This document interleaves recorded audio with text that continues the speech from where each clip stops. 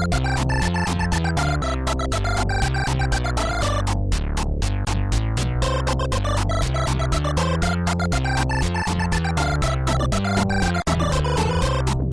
and welcome to another edition of When Wagon Wheels Were Bigger, the weekly podcast that basically looks at all your childhood fun and shows that you used to like and just tramples all over them with a big size 11 boot. That's the size boot I wear.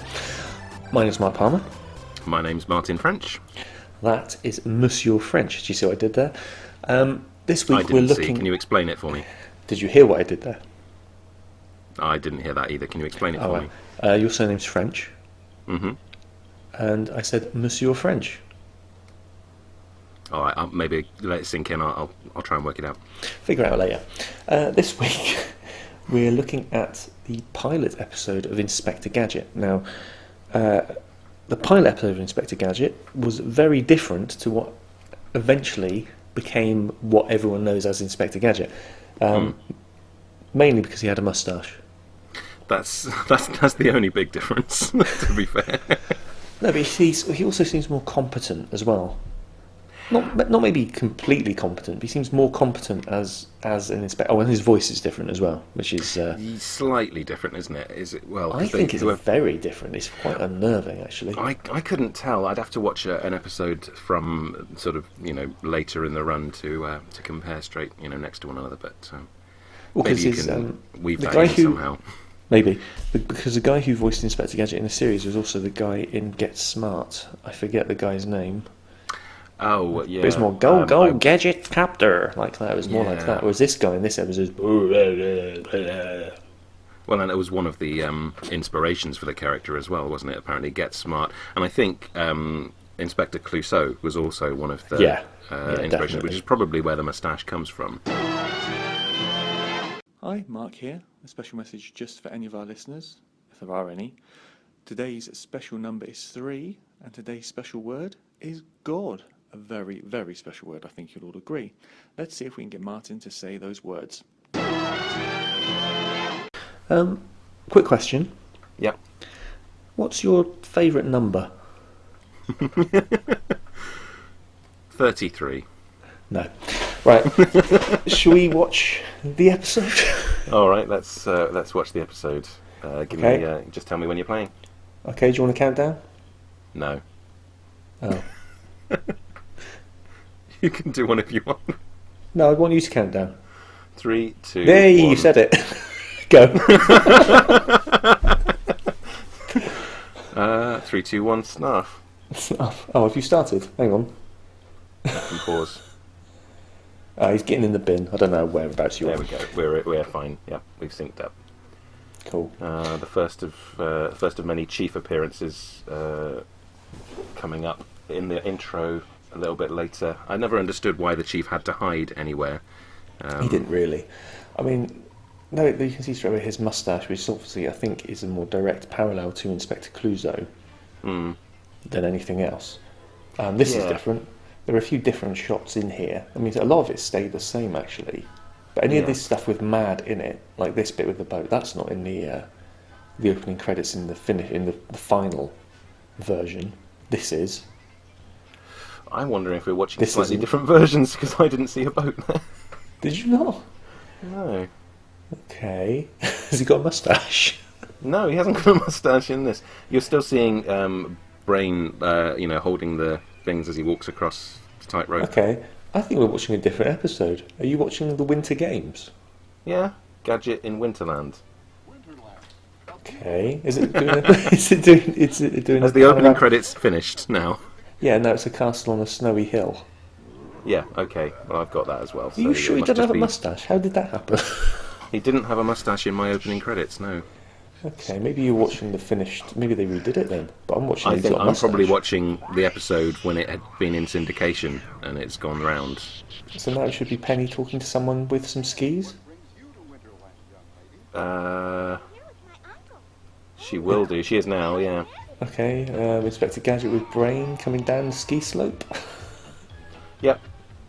Yeah, no, the rest of the episode is the same. I think it's just that maybe I'm watching a version that had the sort of syndicated intro. Oh, right, okay. But he's got the because moustache. it was thrown into the normal rotation. There's an explanation about it that later on they redub a line so that it can be used with all the other episodes as well. Right, so he's got a moustache now. Oh yeah, he's got a moustache throughout the whole episode. Okay, then.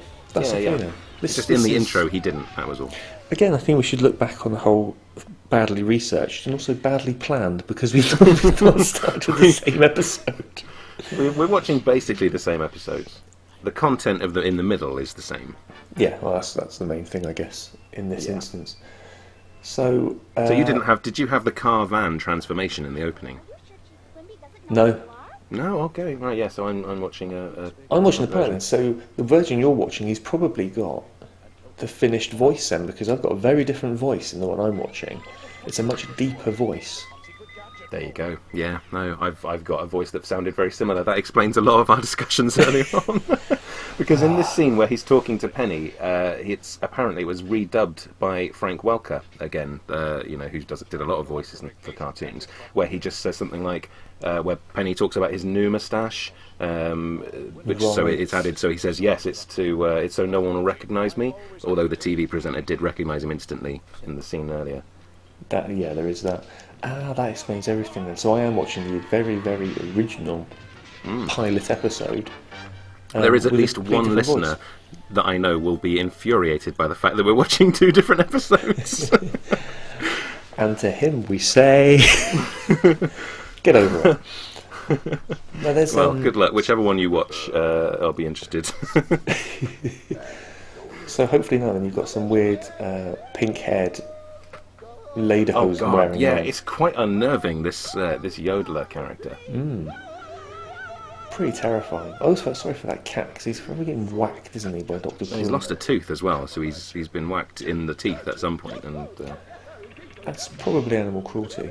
I mean, I think it's bad enough if you're punching a cat, but if you're punching a cat with a metal fist, yeah, I think that's slightly worse. This is unnerving, this thing walking towards the cabin. It's wowzers. It makes me think a little bit like of the end of Who Framed Roger Rabbit. It's the crazy eyes and the. Oh yeah. Yeah, the voice. Yeah, I recognise the voice, but it's much deeper. I think when I put this to video, I'm going to put the original on. Yeah. As in this one, the one I'm watching. The one, the before it got tidied up with the new intro. Yeah, because the intro is very different then. Dust him off. He's still pretty much the same Gadget, not noticing mad agents. But I think he's slightly less inept in this than he is in the. Slightly. He seems slightly more aware of what he's doing. In the sort of the normal run, he sort of I think he just stumbled upon doing the right thing somehow, or Brain would steer him in the right direction, but he at least knows that he's what his mission is in this. He seems to have better control over his gadgets as well. Yeah, only slightly. Is what I'm noticing so far. I've not really watched this properly in preparation, just to go with the theme of us not watching the same episode. And well, I'm going to blame you for that error then, because I did watch it earlier, so we could have compared notes earlier. But either way, we probably wouldn't have mentioned that. Don't pretend compare notes. Don't pretend we have any sort of interaction outside of this little podcast bubble. This is it. Other than text messaging, this is it. So don't make out like, we meet up and discuss it and we plan it. There's none of that. We did have the conversation, he had a moustache, when I said no. And that was probably as much conversation as we actually had about it. Well, that just proves what I just said. If you could see me now, I'm shaking my head in despair. I might put a video of that up on this. Oh, I never liked Penny. No, she's boring as hell. She really is. She was a bit of a do-gooder. But I wouldn't say she was a scrappy-do. No. I'm not sure who is. Because Brain I like. In many ways, Inspector Gadget, again, is scrappy-do of his own show. I think he has to be, given your sort of rules for what makes a scrappy-do a scrappy-do. Yeah.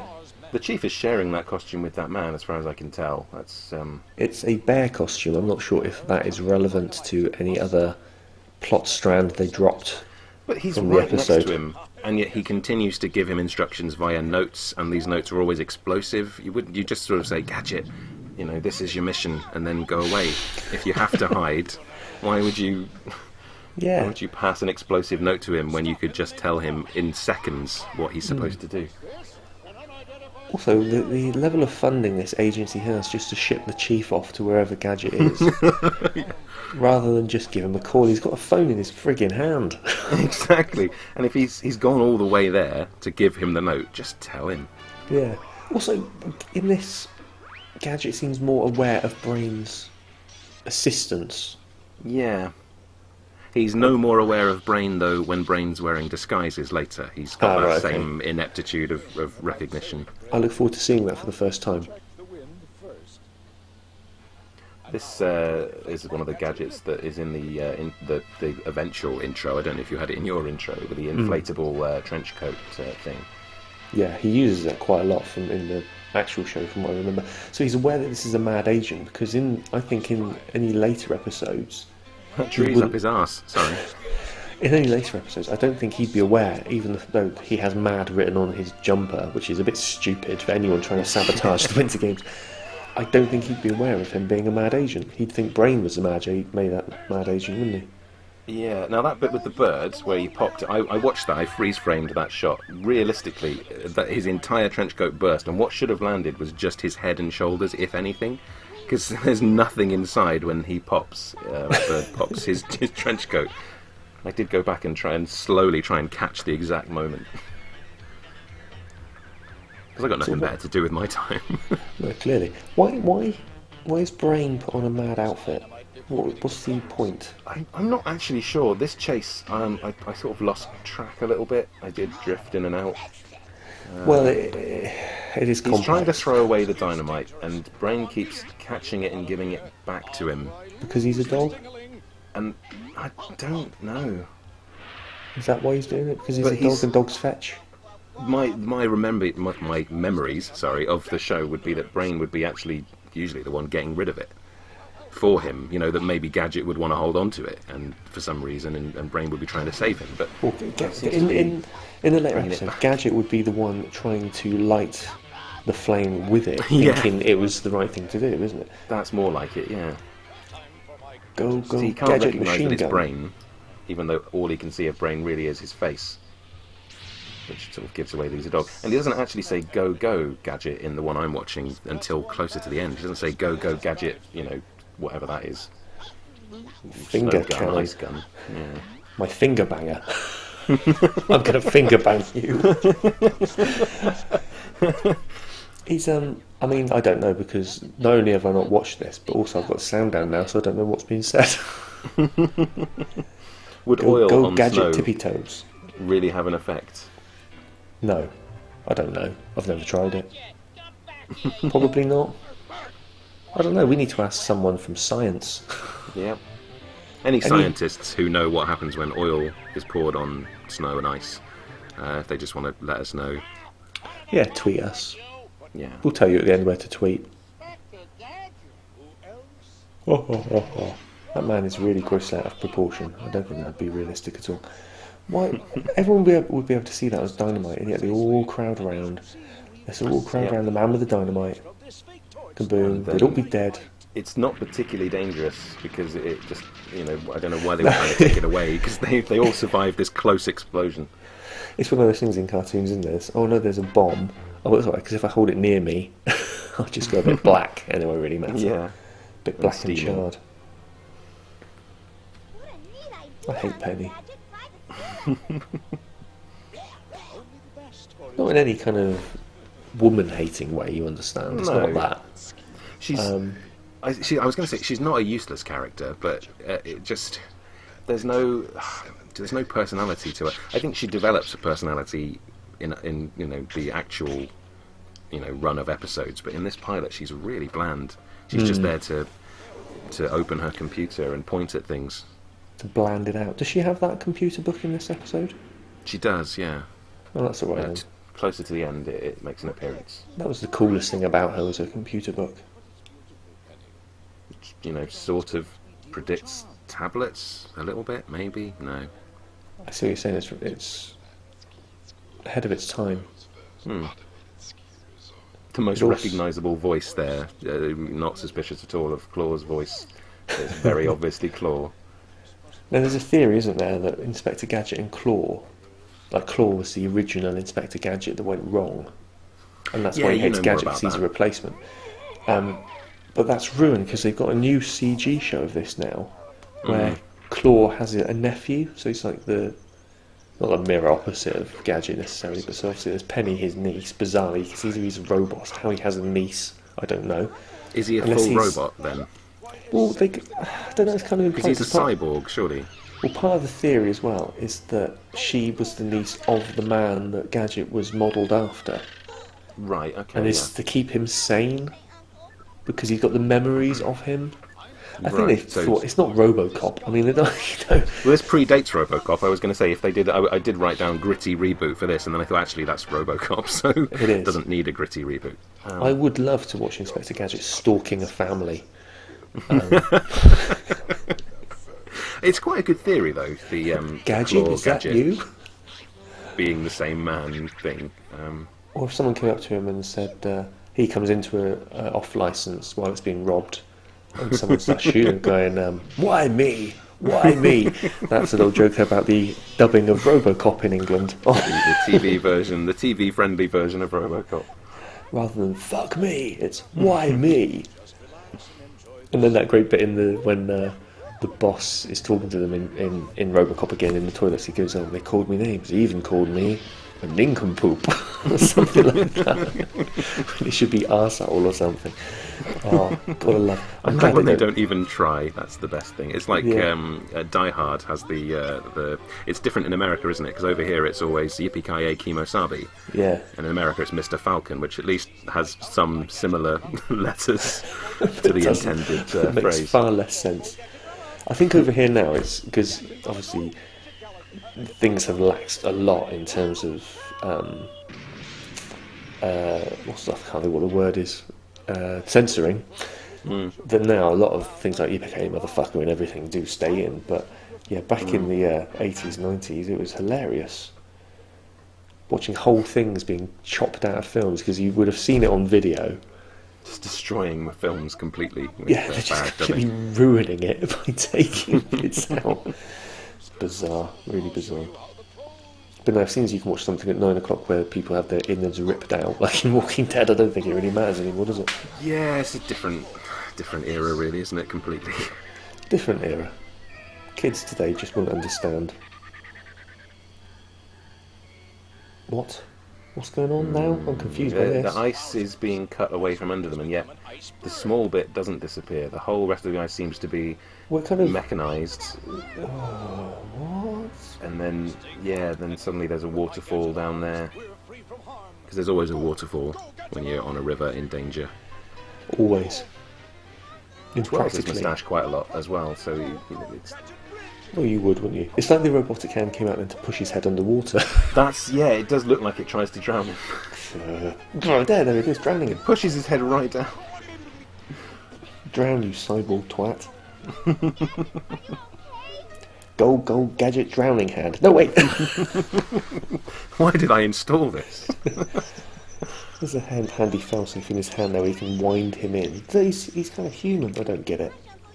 He's just whatever gadget you need at the time. He's like a human penknife, really, isn't he? But less useful. Yeah. But like a penknife you get out of a Christmas cracker. When you really were hoping for playing cards. Or one of those little fish that just flips around and tells you that you're fickle. You're dead inside. This one says I'm emotionally distant. Oh. Who put this in a cracker? Now the chief is dead here, surely. Yeah, he's Quimby is frozen alive and basically looks dead. Well, he's died 3 times in this episode. Yeah. And then just a little... he dies twice there. He's frozen to death and then explodes. Is Dr. Claw's cat, is it called Fat Cat? Is that its name? I heard Mad Cat. That makes more sense. I imagine that then. But what does MAD actually stand for? Because I couldn't find any explanation on the one website I looked at briefly. Masochistic anal dartsman. There you go. I like it. It works for me, because I can't be bothered to think of anything better. Mental arsonist. Divas. There you go. That's better. Marvellous. Follow him, brain. Jump to your death. Penny really shouldn't be allowed pets. Animal. Delightful.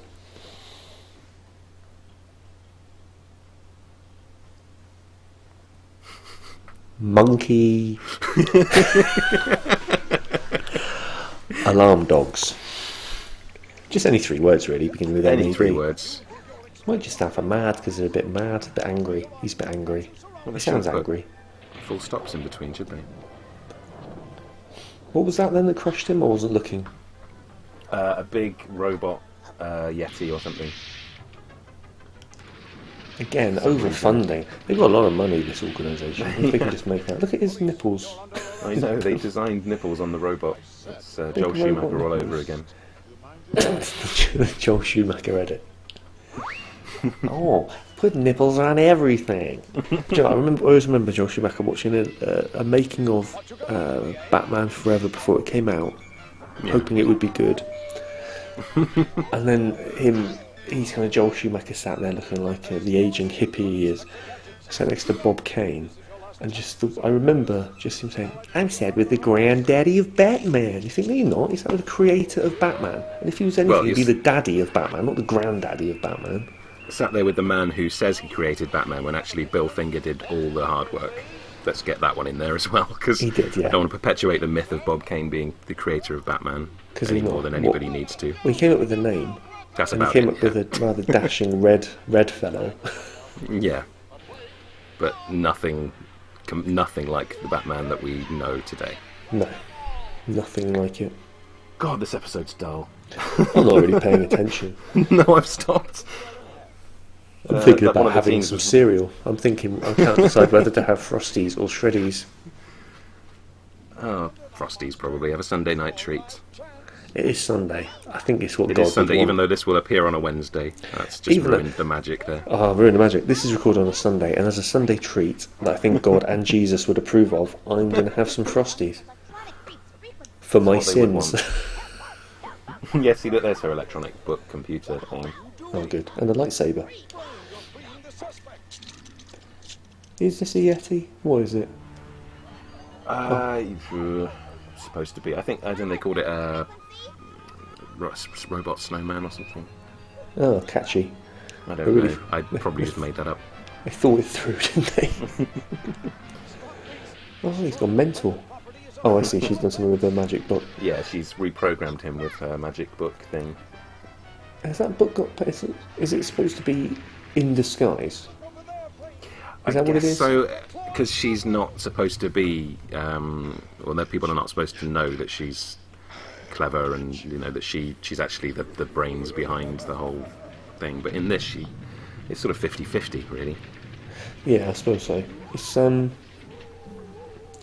Penny and Brain get a lot of credit, but also they wouldn't get half of the mission done without the gadgets that he uses. So that is true. Is he chasing Brain now because he looks like a mad agent again?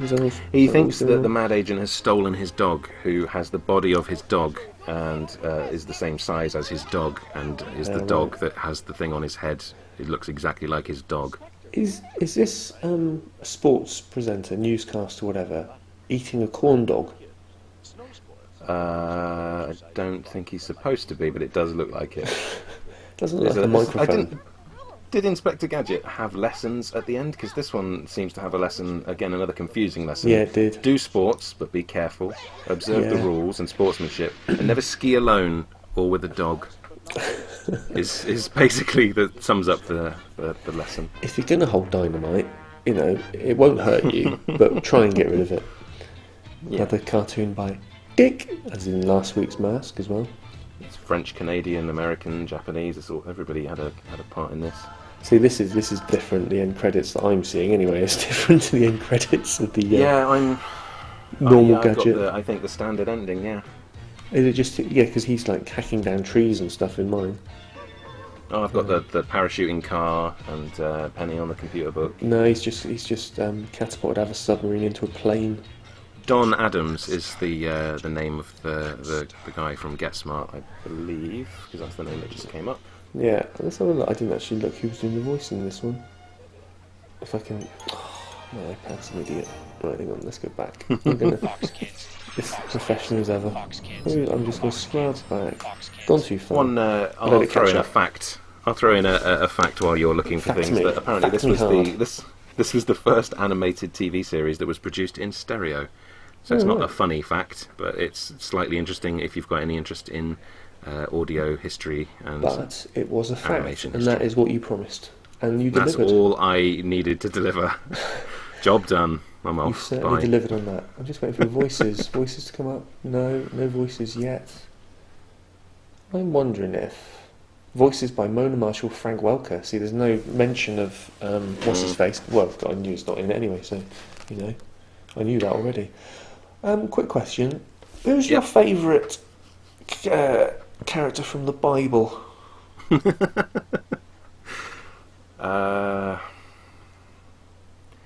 I don't know. Was He-Man in it? In Genesis, I believe. I'll go for He-Man then. No, never mind. So yeah, Inspector Gadget. To be honest, it didn't hold my attention at all as I was drifting away, thinking of other things. Bloody awful. It was pretty awful. Is one way of describing it. And then I didn't really like the normal run either. It wasn't something I would make time for as a kid. I used to like it. I don't really remember going out of my way to watch it though, really. But no, I always used to enjoy it. It's trying to be funny, but it was never funny. No, it's just boring, and it's always the same sort of joke. There's the chief will explode 2 or 3 times an episode. Gadget will probably use his helicopter hat thing. He'll use his springy legs. The car will change, which he didn't have in this one. No, well, that was my favourite bit. Was just from the intro when the van bit turned into the car, and it looked a little bit like a DeLorean because they've got it's come up on the side on the iPad I'm watching it on, the CGI opening for the new series. Okay. And I think my recollection of the shorter raincoat is coming from the new CGI thing. His raincoat is far too short. Does he look pretty much the same? Because I've seen nothing of this reboot at all. Pretty much the same, apart from his coat is far too short. Which again, Brain's in it, Penny's in it. They've kind of modernised it quite a lot. It's too gangly. It's kind of cheapy CGI. Chief's wearing glasses now from years of being explodified. It's affected his eyesight. That has become a thing, hasn't it? Like the CG you'd think would look better now, but everything just looks like it's done really cheaply and badly. It's because they've got to whiz it out really quickly, haven't they? I suppose. I mean, because a lot of kids shows are CG now. If you think like all the new Turtles, Ben 10 is more CG now. Is it more CG? There was a CG version. I don't think it's on at the moment. But because they've got to get out 20 odd episodes quite quickly, I think it's affected. I think the only ones that don't seem to be affected are the Star Wars ones, but maybe they've got more money behind them. But they've got Disney behind them now, and there's a level of quality that Star Wars fans just demand. Which obviously Inspector Gadget fans don't. No, and that's why the prequels are so well loved, obviously. Because they're full of quality. I should have thought that through, but you know what I mean. There's a higher expectation on Star Wars to have a certain look to it, at least. Yeah, I mean the prequels have their moments when they're over. Yeah. End credits are good. Good music in them. All the scores are good. You got to give them that. So, you think Frosties? Yeah. Yeah, I definitely think you should have a bowl of Frosties. Okay. That sounds like a good plan. I'm hungry. Did you? All right. Shall I bother asking any other questions, or no, you've got your eyes on that prize? I've got my eyes on the cupboard where they're in. Where they're at. Because is the new one on TV yet? Then the new CG Inspector? It is. Yeah, the boys do watch the new one and they quite like it. I hate it. Really? Have they seen the old one? Yeah, they have definitely. I bet they didn't like it, did they? They were kind of a bit nonplussed about it, really. Yeah, if I'm honest. I can see why. It's just not. I don't know. Never held my attention, like I said. Did you have a favourite character? I said that I know in such a lackluster way because I know there's no way that you could really give a shit enough to actually pick one, but not really. No, I mean it'd be a toss up. I guess. Do you know what? As a kid, though, it would probably obviously Gadget, or it would have been Brain. I would have thought because it wouldn't have been Penny because she was a girl, and as all boys know, girls smell. Yeah. So it would have been Penny. I liked the car. The car was my favourite character. I thought you said the cart, that thing where it changed a little bit. I like the cart. You know the old horse and cart he had? Go Gadget horse and cart. But yeah, it's quite dull, isn't it? I mean, it's again, we're in our 30s, we should be watching other things on the internet than cartoons. I do plenty of that as well. But we wouldn't talk about that, not together. No. That's a solitary. Not again. That's a solitary, solitary exercise. Yeah. Generally. Sorry, everyone. So that was Inspector Gadget. As you can tell, we're a little bit nonplussed about that, and it's certainly not a childhood favourite, and it's not going to be something that I'll look out for again. I would be interested to see the CG version just to compare maybe, but I'm not going to seek it out. I wouldn't seek it out. I mean, they're on YouTube because I just stumbled across one then, but it's not. I can't good. even be bothered to click in the other or suggested or similar videos box. No, it's gone now. I've thrown Bloody the iPad awful. away from me now in disgust, having shown me that episode twice. So, favourite religious character from the Bible? I think they're all religious characters, to be honest. Favourite? I don't know. God. You lucked out there. You lucked out. Okay. I could only think of two. Was the other one Jesus? Who? No. Jesus. No, the other one was Jacob. Oh, right, okay. Well, now I've given you a third. What was his name again? Jesus, I think. Jesus. Yeah. That doesn't sound like a real name. I've heard of Jacobs. Never bump into any Jesus. His name has kind of died out, isn't it? It has a little bit. It's like, all right. I was going to make a very bad comparison there.